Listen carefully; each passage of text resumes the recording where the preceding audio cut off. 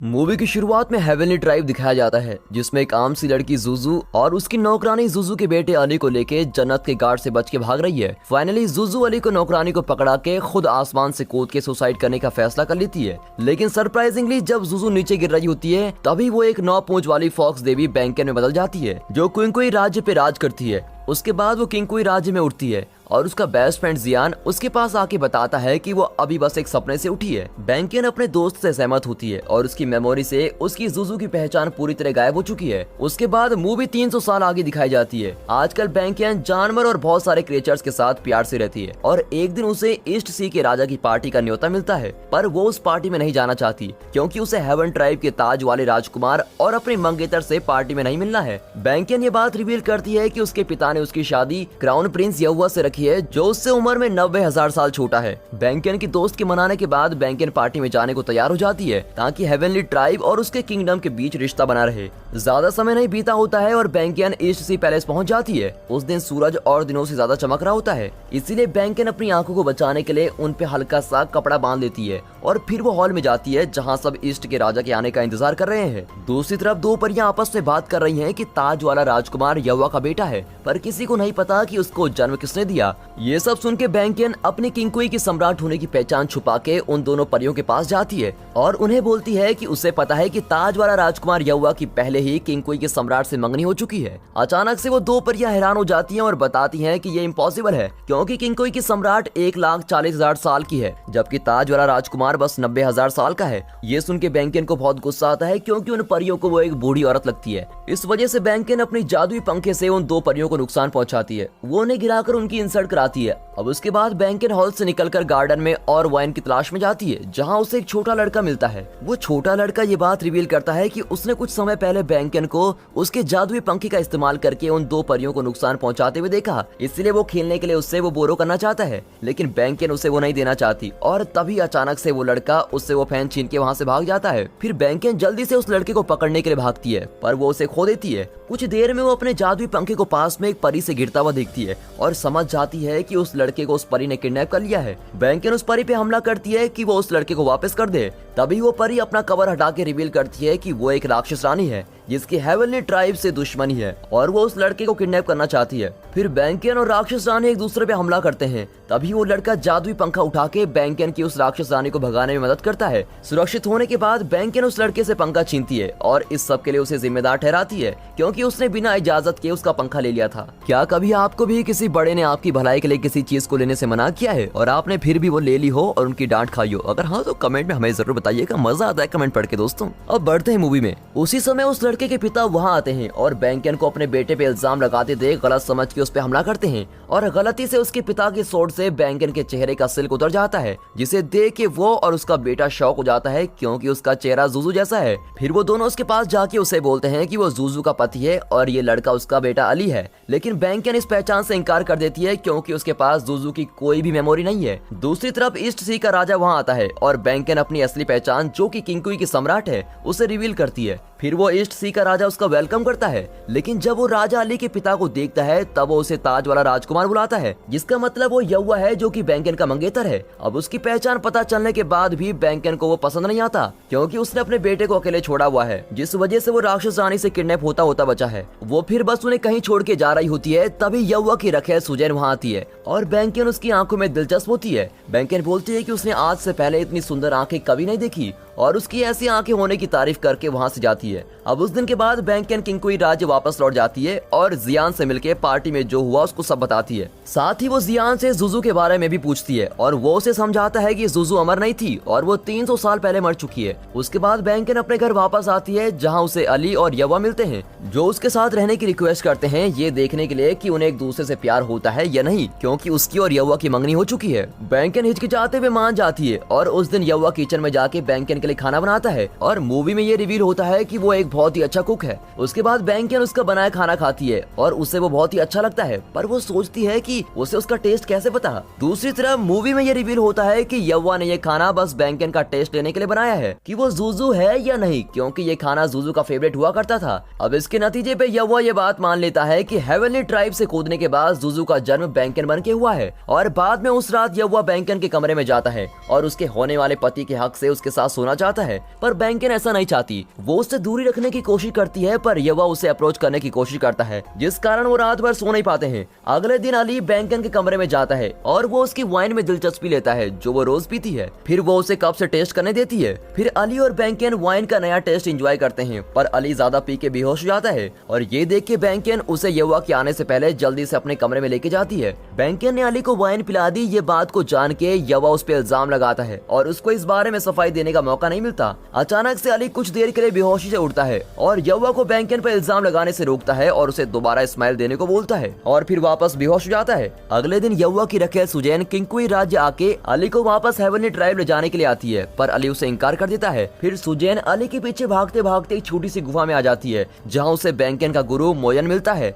जिसका चेहरा यवा जैसा है और उसकी बॉडी बर्फ में पड़ी हुई है। दूसरी तरफ बैंकन वहाँ आती है और सुजैन वहाँ से गुफा से जल्दी बाहर जाती है। फिर सुजैन बैंकन से गुफा के एंट्रेंस पर मिलती है और अली को अपने साथ हेवन ट्राइब ले जाने की डिमांड करती है। तभी अचानक से यवा वहाँ जाता है और सुजैन को पहले वापस जाने का हुक्म देता है और उसे बोलता है कि कुछ दिनों में वो भी हेवन ट्राइब वापस आ जाएगा। उसी समय राक्षस राज्य में राक्षस रानी रो रही है, क्योंकि हेवन ट्राइब के श्राप के कारण उसका बेटा मर गया। इसी वजह से वो राक्षस रानी ईस्ट से गई थी अली को किडनैप करने के लिए, क्योंकि अली के खून से ही उसका मरा हुआ बेटा वापस जिंदा हो सकता है। उसके रोने के बीच में ही सुजैन वहाँ आती है और ये रिवील करती है कि वो जानती है उस राक्षस रानी ने अली को ईस्ट सी में किडनैप किया था। फिर सुजैन उसको धमकी देती है कि वो उसकी अली को चोट पहुंचाने की हरकत हेवनली ट्राइब में बता देगी, पर अगर राक्षस रानी इस बात को राज रखना चाहती है तो उसे उसकी बैंकन को रास्ते से हटाने में मदद करनी होगी। राक्षस रानी के पास कोई और रास्ता न होने के कारण वो उसकी बात मान लेती है और दूसरी तरफ यव्वा, अली और बैंकन इंसानी दुनिया में जाते हैं ताकि यव्वा और अली उसके साथ हेवनली ट्राइब लौटने से पहले अच्छी यादें बना ले।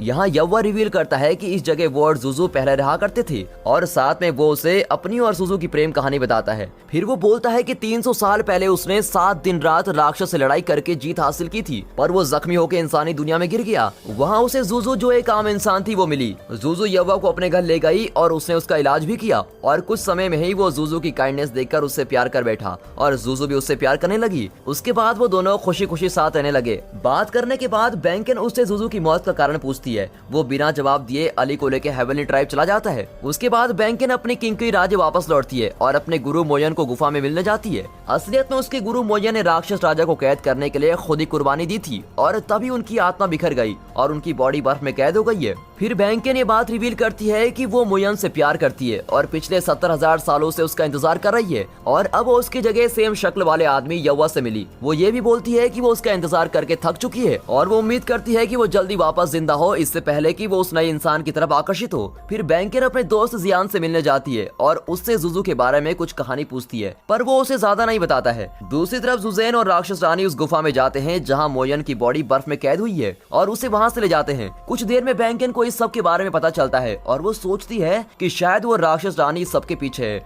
वो तुरंत उसे ढूंढने भागती है। उसी समय मोयन की बॉडी राक्षस राज्य में रख दी है। मोयन की अमर खून का इस्तेमाल करके राक्षस रानी अपने बेटे और राक्षस राजा को वापस जिंदा करना चाहती है, क्योंकि मोयन भगवान है। और उतनी देर में बैंकन और जियान वहाँ पहुँचते हैं और रास्ते में आने वाले राक्षस को हराते हैं और बैंकन को अंदर घुसने का मौका मिल जाता है और जियान उसकी बाहर रक्षा करता है। फिर बैंकन राक्षस रानी और उसके गार्ड से मिलती है। वो उनसे लड़ती है और मोयन की बॉडी वापस मांगती है। अब लड़ाई के दौरान मोयन की बॉडी गलती से नर्क की तरफ फिसल जाती है। ये देख के बैंकन किसी तरह से अपने सिल्क से मोयन की बॉडी को खींच लेती है, पर अचानक से राक्षस रानी उसमें गिर जाती है और इस वजह से राक्षस रानी और गुस्सा हो जाती है और वो मोयन की बॉडी को डिस्ट्रॉय करना चाहती है। ये देखकर बैंकन भाग के उसको कवच देती है। वो बस राक्षस रानी के द्वारा मारी जाने वाली होती है कि तभी वहाँ यव्वा आ जाता है और अपनी तलवार से राक्षस रानी पे हमला करता है, लेकिन वो राक्षस रानी को मारता नहीं है। वो उसे उस जगह की नौकरानी बनाता है जहाँ राक्षस राजा को बंदी बना के रखा हुआ है। बैंकन और यव्वा बाद में मोयन की बॉडी वापस गुफा में रख लेते हैं और यव्वा उससे उसके गुरु की कहानी पूछता है।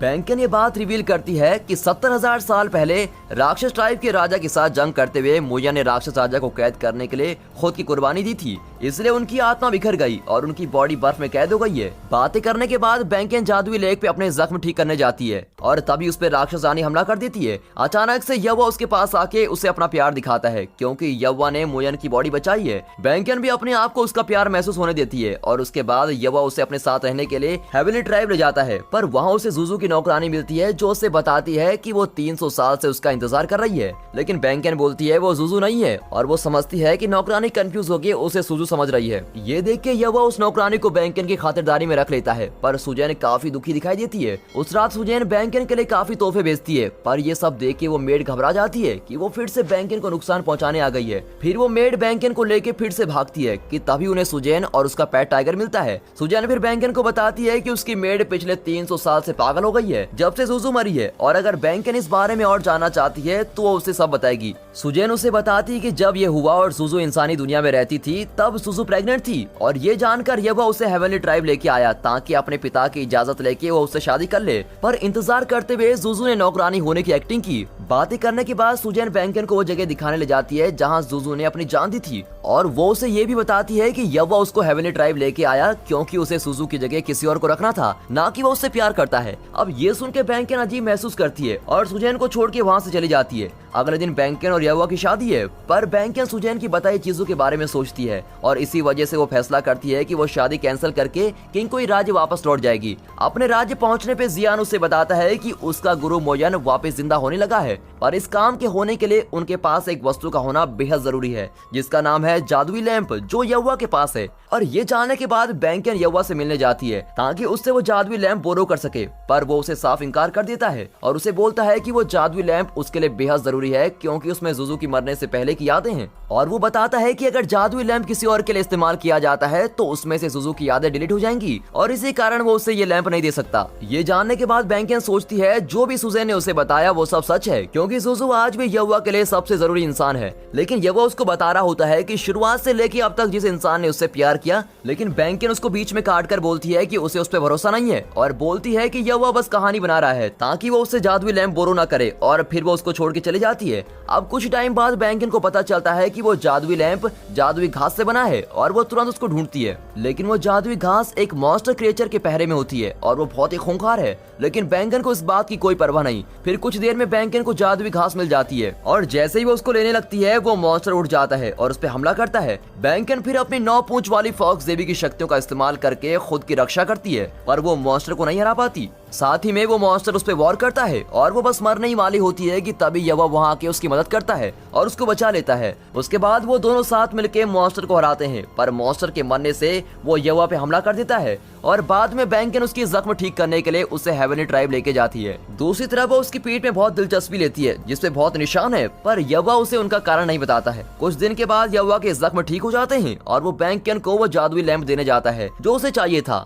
वो लैंप देने से पहले यव्वा उसे बोलता है कि ये जादुई लैंप उसका बीता हुआ कल है और उसे इसका सामना करना ही होगा। बातें करने के बाद यव्वा उसे छोड़ के जाता है और उसे अपनी जुजू के रूप की जिंदगी के बारे में जानने का मौका देता है। फिर वो जादुई लैंप खोलती है और सच दिखाई देता है। ये रिवील होता है कि उसके हेवनली ट्राइब आने के बाद सुजैन उससे जलती थी और उसे नर्क के गड्ढे में गिरा के मारना चाहती थी पर अचानक से यव्वा वहां समय पे पहुंच गया और सुजैन ने मासूम होने की एक्टिंग की कि सुजू उसे नरक में धक्का मार के उसकी आंखें निकालना चाहती है और उसको अंधा करना चाहती है। सुजैन के इस खेल के कारण सुजू को सजा मिली कि उसे अपनी आंखें सुजैन के लिए कुर्बान करनी होगी। और इससे भी बुरी बात यह है कि जो इंसान उसकी आंखें निकालेगा वो इंसान यव्वा है जिससे वो बहुत प्यार करती है। सब कुछ रिवील होने के बाद बैंकन को याद आता है जब उसका गुरु मोयन बर्फ में फंस गया था तब हेवनली ट्राइब ने उसे 9 पूंछ वाली फॉक्स देवी बनने की सलाह दी पर इसके लिए उसे इंसानी दुनिया में जाके परीक्षा देनी होगी। इस वजह से जब वो नर्क के गड्ढे में कूदी तो वो 9 टेल वाली फॉक्स गॉडेस में बदल गई और वो सब भूल गई जो उसके साथ सुजू बन के हुआ था। उसी समय सुजैन मौके का फायदा उठाते हुए उसके पास आके उसे नर्क में धक्का मार के दोबारा मार देती है। अब अचानक से यव्वा वहाँ समय पे पहुंच जाता है और बैंकन की मदद करता है।